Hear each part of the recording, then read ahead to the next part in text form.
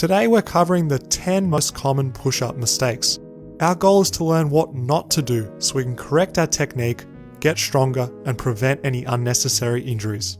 By the end of this video, you won't be making any silly form mistakes that the average person generally makes when they're doing push-ups.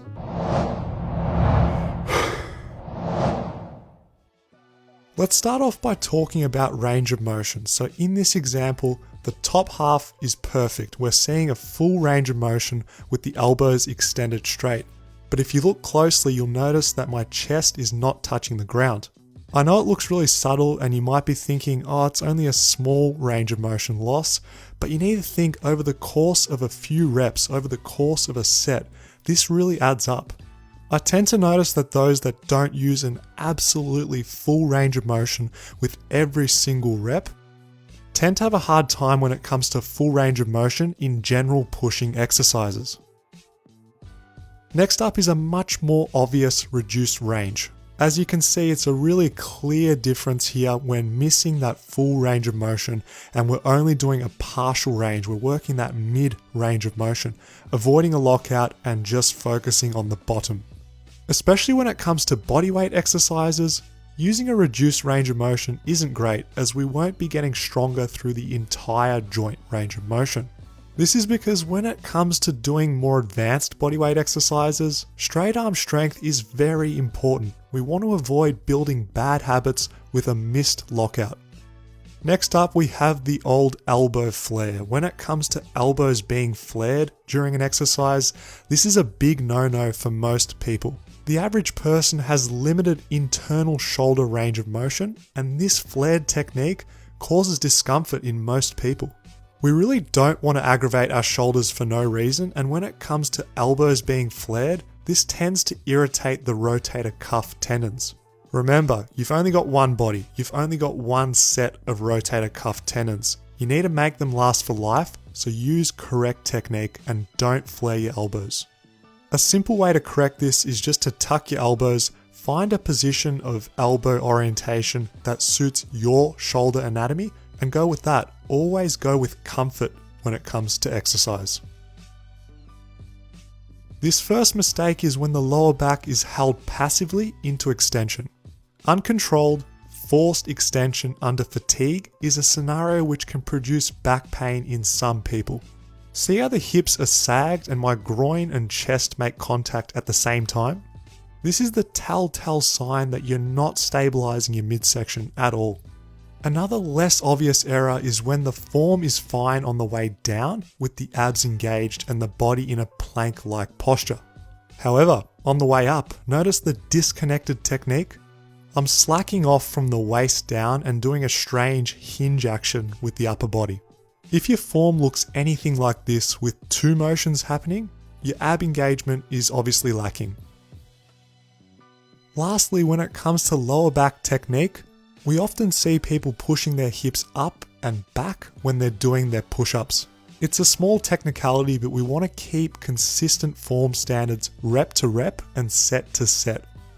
With push-ups, people generally don't consider what's happening at the upper back. Hunching the upper back will result in push-ups which feel more difficult and also result in lower rep sets. Our shoulder blades can't function properly with a hunch. Shoulder blade position and movement is key for getting the most out of your training, so I really want you to avoid hunching and use a proud extended thoracic. Alright, moving on to number 5. The old forward neck, aka goose neck, aka I want to make my push-ups easier neck. With a forward neck, the range of motion will be stopped when the head reaches the ground. This makes the exercise much easier as you don't need to go as deep with this technique. This is a really subtle way your body's going to cheat you from getting the full benefits that the push-up has to offer. On the other hand, cranking the neck and looking forward and up is the second neck fault people tend to do. Your nervous system output is controlled at the level of the spinal cord and the brain. If you excessively extend the neck, you'll experience some degree of power reduction as a result. Straining with a max set of push-ups while cranking the neck backwards isn't a great idea, and your chance of injury, discomfort and pain is increased a fair bit. Some people might disagree with me here on this point, but with this video, I'm primarily aiming at those who don't have much push-up experience. I find when you're trying to do the push-ups fast during a set, people tend to break down their form. What I mean by this is that range of motion will be inconsistent.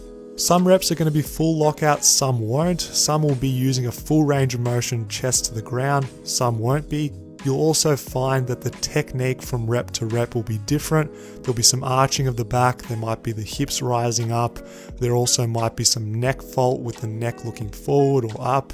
All these compensations tend to happen more when the exercise is done quickly. I find that when people simply slow down and focus on what their body's doing, they have a greater connection with awareness of their range of motion, awareness of what their shoulders are doing, and their form and the sensation of the exercise is increased when doing the exercise slower and with better control. I'm just going to come straight out and say it. I think doing kneeling push-ups is the wrong exercise if your goal is full range of motion push-ups. This is for those that are new to push-ups who may not be strong enough to do a full rep and they approach their training in an inefficient and ineffective way. Kneeling push-ups are a poor exercise choice because it's almost impossible to have a good lower back and hip alignment. Notice that my hips are sky high. This looks nothing like a normal push-up. Also, if you try a set of kneeling push-ups, you'll notice that your scapula gets jammed into this really uncomfortable position and it can't move organically like it normally does in a normal push-up. A better alternative is to use eccentrics. This is a fancy way of saying simply lower yourself down into the position of the exercise that you're trying to do. Absolute beginners can do incline eccentrics to make the exercise easier. Simply set up in a push-up position, lower yourself down with control, and then rinse and repeat for several reps. Once this exercise gets too easy for you, I want you to make it harder by taking the same principle and applying it to the floor. Floor eccentrics are a great option because now you're in the specific position you're trying to do. You get a chance to work on what's happening at your lower back, what your shoulder blades are doing. You can use a full range of motion and apply the body tension that you need to do in a push-up. Once the floor eccentrics are getting manageable and you can do multiple reps with really good control, I want you to work on the full range of motion push-up using an incline. Your starting point will really depend on your level of strength, but as your hands get closer towards the ground, the exercise gets more challenging. By applying these techniques for the push-up, you'll progress faster, ingrain good habits, and you'll be doing your first rep on the ground in no time. This next section is one of the most important parts of today's video. Whether you've been doing push-ups for years or you've just started your journey, I really want you to pay attention right now. First up is shrugged shoulders during the push-up. If your form looks even remotely like this, you definitely need to work on proper scapular positioning.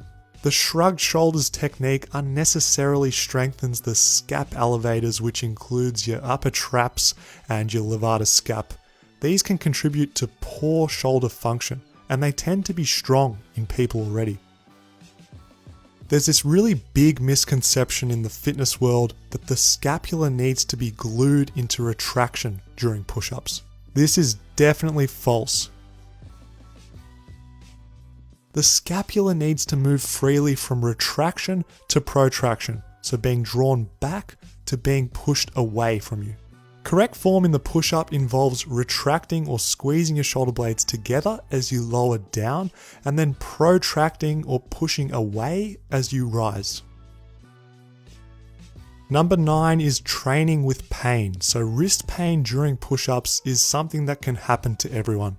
Now, instead of pushing through pain like an absolute hero, grab a pair of parallettes or even dumbbells and do your push-ups with a neutral grip. This is because when we use handles, we're in a more neutral wrist position with less wrist extension. This is compared to a floor push-up where we're in a fair bit more wrist extension, which can cause pain if you've got wrist pain already. I really wish I could get this message out to more people who have the goal of getting bigger and stronger. Simply adding reps, doing the normal push-up for more and more reps is only a good idea if your goal is endurance. Now, I know the majority of the people training would rather get stronger and build muscle instead. Guys, using a harder bodyweight exercise is the key. The archer push-up here is a great example of working towards the one-arm push-up. With bodyweight training, you've got a huge amount of exercise to choose from to keep you challenged and progressing over time. It's so important that you train in accordance with your goals and remember to aim for progress which matches those goals. Guys, if you enjoy my free content here on YouTube, I invite you to check out the Bodyweight Academy. This is the #1 resource for all things bodyweight and calisthenics. Go to fitnessfaqs.tv and learn how to master your body.